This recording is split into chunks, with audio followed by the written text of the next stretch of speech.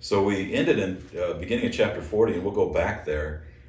Job never gets an explanation of why this happened to him up to this point. God's not explaining why this happened. And he doesn't even ask. He's not asking why this happened to him. Uh, God doesn't ever say this was Satan's idea.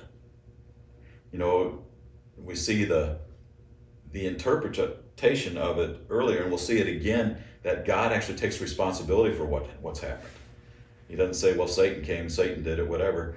And so, in that early passage, the Lord gives and the Lord takes away. That was Job's perspective from earth. And it's something that God doesn't say isn't true, and yet we see behind the scenes that what was happening is Satan had asked permission and was, given permission to do some kind of sifting in Job's life. We see that in the New Testament when Jesus says to Peter, Satan's demanded to sift you like wheat.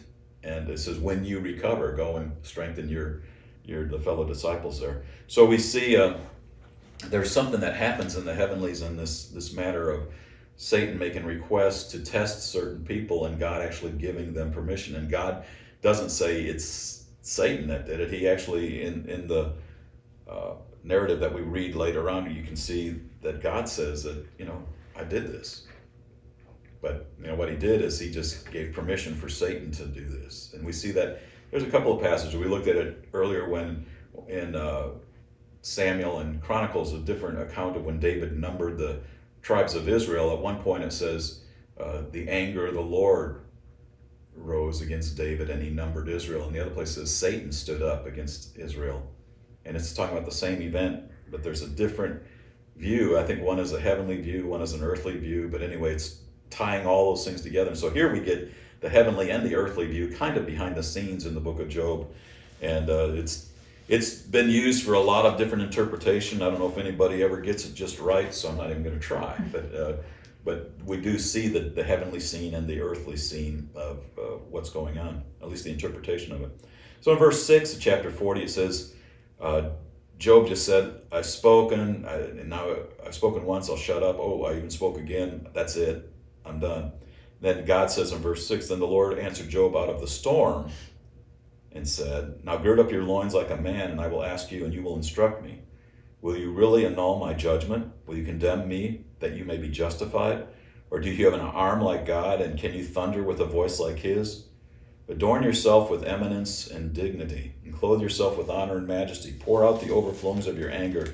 Look on everyone who is proud and make him low. Look on everyone who is proud and humble him. Tread down the wicked where they stand. Hide them in the dust together. Bind them in the hidden place. Then I will also confess to you that your own right hand can save you.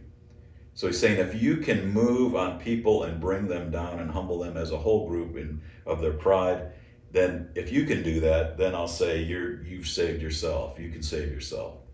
But in reality, only God can affect, cultures, societies, communities, a group of people and bring them to a place of humility, as a group. And he does that in nations. He raises up people and brings them down. He allows us to go through our pride and think we've got everything going. We can do whatever we want to do. He did that at the Tower of Babel. It says they were able to contend. They could do anything that was in their heart because they were united. But then it got to a place where he wouldn't let them cross. There are parameters that you cannot cross.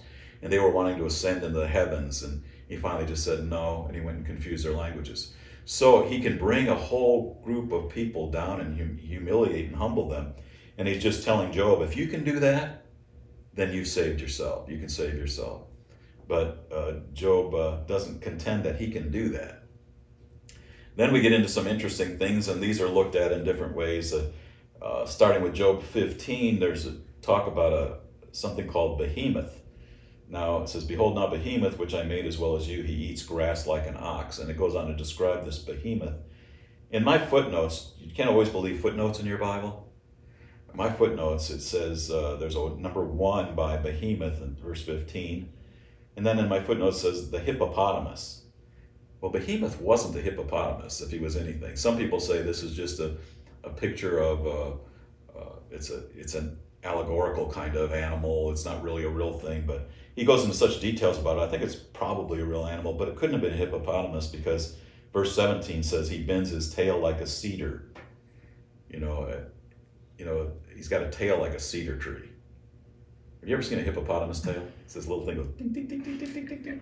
So this was not a hippopotamus, but I think the Bible translators didn't know what else to say, couldn't think of anything on the earth that described anything like this. People have contended, and I think maybe rightly so, that this was more likely a dinosaur type animal, especially when it describes, it even has mysteries about things like verse 18, his bones are tubes of bronze.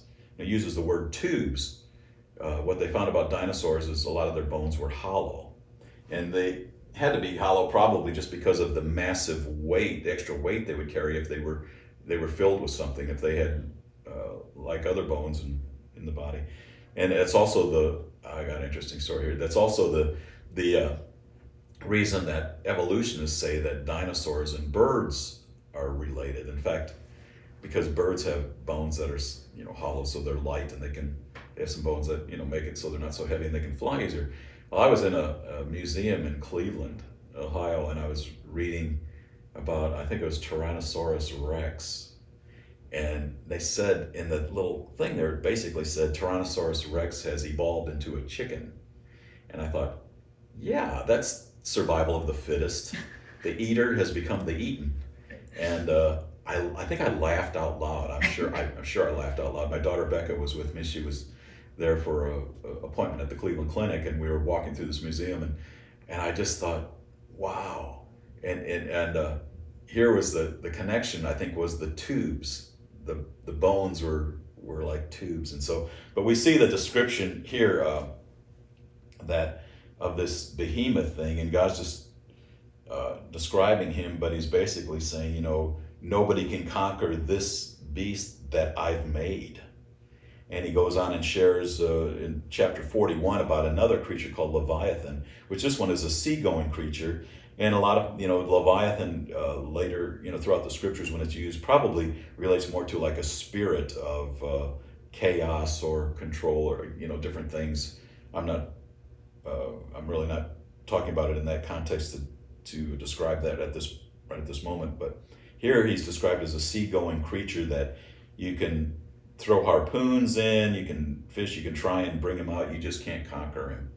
And God's just really bringing him out. He even says that this one breathes out fire, And so, question, do we have anything like that on the earth today? I don't know about fire-breathing dragons. They've been talked about in old in lore, let's say historical lore. But we do have what's called the Beetlejuice, or what's that called? The beetle, bombardier beetle in California, I think it is. And they actually can squirt out a liquid that's about the temperature of boiling, like 212 degrees. So do we have something that breathes out fire? No, but we have something that somehow is able to create in its body such a heat. So this isn't unknown to have talk like that about a creature. A lot of people relate that this isn't a specific creature. I think it probably was. People relate it more to a spirit, like I say, or something, but there's such description of detail that I don't know why you do that much detail. But God's point here is these things are so remarkable and large and unconquerable, and I made them, And who are you, Job? Who are you to give your case? And who are you to complain about me and whether my judgments are right or not? It says, it's talking about the end of chapter 41, describing Leviathan, verse 31, he makes the depths boil like a pot, he makes the sea like a jar of ointment. Behind him he makes a wake to shine. One would think the deep to be gray-haired. Nothing on earth is like him, one made without fear. He looks on everything that is high. He's king over all the sons of pride. And so he's just talking about my creation. I've got things that are so overwhelming. Job, you can't even contend with that. Who are you to be talking, like I've made mistakes? And so who are you to talk that I don't know what I'm doing, is basically what he's saying.